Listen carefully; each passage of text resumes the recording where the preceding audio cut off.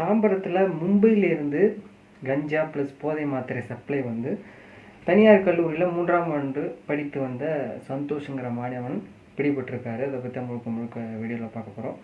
என்னதான் நடந்திருக்கு அப்படிங்கிறத நம்ம பார்க்க போகிறோம். அவேர்னஸாகவும் இருங்க, அதை பற்றி நான் சொல்கிறோம். ஓகேவா, வாங்க நிகழ்ச்சிக்குள்ளே போகலாம். தாம்பரத்தில் அந்த கொரியர் ஆஃபீஸ்லாம் வரும்ல, அங்கே வெளிநாட்டிலேருந்து வர்றது ஒரு சில இதுக்குன்னு ஹெட் குவார்ட்டர்ஸ் இருக்கும்ல, அங்கேருந்து மும்பையிலேருந்து தாம்பரத்தில் கூடிய போஸ்ட் ஆஃபீஸ், அதாவது அங்கே வந்து ஒரு பார்சல் வந்திருக்கு. பார்சல் வந்தது அங்கே இருக்கக்கூடிய பார்சல் சர்வீஸ் கொஞ்சம் சந்தேகமாக இருக்குது அப்படின்னு சொல்லிட்டு போலீஸ்காரங்கிட்ட சொல்கிறாங்க. ஏதோ பெருசாக இருக்குது அப்படின்னு சொல்லிட்டு அவங்க பிரிச்சுலாம் பார்க்கல. அப்புறம் அங்கேருந்து தாம்பரத்தில் கூடிய போலீஸ் ஸ்டேஷனுக்கு தகவல் தெரிவிக்கப்படுது. வந்து பார்க்கும்பொழுது இந்த நம்பருக்கு தானே வந்திருக்கும், எல்லாருக்குமே தெரியும். அந்த நம்பருக்கு ஃபோன் பண்ணி வந்து பார்சல் எடுத்துகிட்டு போங்க அப்படின்னு சொல்லிட்டு கேஷுவலாக வந்து தாம்பரம் போலீஸார் வந்து பார்த்துட்டு இதில் இருக்கிறது என்னங்கிறது தெரிஞ்சு போச்சு. அப்புறம் அந்த நபர் யார் வாங்கினா அப்படிங்கிறதுக்கான ஒரு டீட்டெயில் கிடைக்கணும் அப்படிங்கிறதாக அந்த நம்பரை ஃபோன் பண்ணி அங்கே இருக்கக்கூடிய ஆஃபீஸர்ஸ் இந்த மூலம் அவன் பார்சல் வச்சுக்கோ வந்து வாங்கிட்டு போக சொல்கிறாங்க. அப்போ வந்து வாங்கிட்டு போகும்போது நம்பரில் இருக்கிறது சந்தோஷங்கிற பையன். அவர் காட்டேரி அருகே அங்கே கூட வசிக்கக்கூடிய நபர். அவர் வந்து கல்லூரி 3ஆம் ஆண்டு படித்து வந்துட்டார், பிஇ. ஓகேவா, காலையில் ஸ்கூல் போயிட்டு ஈவினிங்காக அவருடைய ஹிஸ்ட்ரி சொல்கிறேன். காலையில் காலேஜ்லாம் போயிட்டு ஈவினிங் வந்து ப்ரைவேட்டாக இருக்கக்கூடிய கொரியர் சர்வீஸில் வந்து இது போல் இந்த வேலை பார்த்துட்டு வந்திருக்காரு.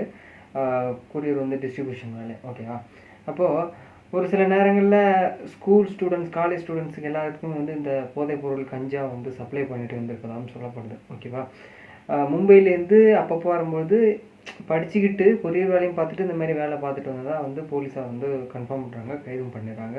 இப்படி கைது பண்ணி அவங்கள வந்து என்ன ப்ரொசீஜர் என்னமோ அடுத்தடுத்து வந்து பார்க்க ஆரம்பிச்சிட்டாங்க. ஓகேவா, இது குறித்து செய்தி வந்து அவங்க அம்மா அப்பாவுக்கு தெரியுமில்ல, கண்டிப்பாக பெத்த பாசம் என்றைக்குமே வந்து கேட்குவாங்கள்ல, என் பையன் எதுவும் பண்ணல அப்படின்னு சொல்லிட்டு. அது போல் அவன் வந்து காலேஜ் படிக்கிறான், 3ஆவது வருஷம் படிக்கிறான், அவனோட லைஃப் போயிடும் அப்படின்னு சொல்லும்போது, ஏம்மா நீ போய் எங்கே வேணாலும் பார்த்துக்கணும் அப்படின்னு சொல்லிட்டு அவங்க சொல்கிறாங்க.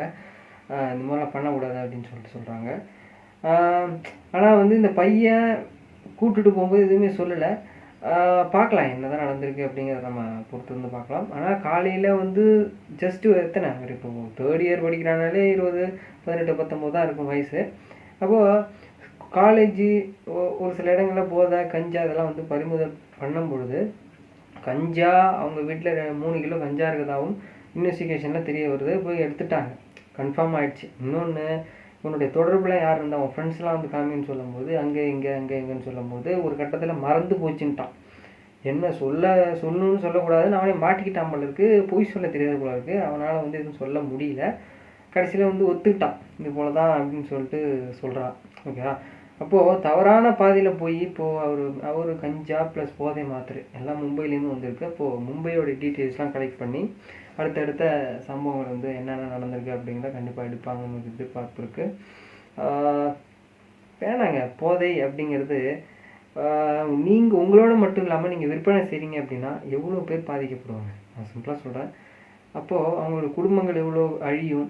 போதைங்கிறது ஒருத்தவனை கொலை பண்ண தூண்டும் அப்படிங்கிறது நிறைய நம்ம பார்த்துருக்கோம். அது குறித்து நம்ம நிறைய வீடியோலாம் போட்டிருக்கோம். அதுபோல் சம்பவங்கள் நடக்கும்போது குற்றவாளிகளுக்கு கடுமையான தண்டனை கொடுக்கப்படும் என்னுடைய தனிப்பட்ட கருத்து. உங்களுடைய கருத்து ஏதாவது இருந்தால் கீழே வந்து கமெண்ட் பண்ணுங்கள். தேங்க்ஸ் ஃபார் வாட்சிங்.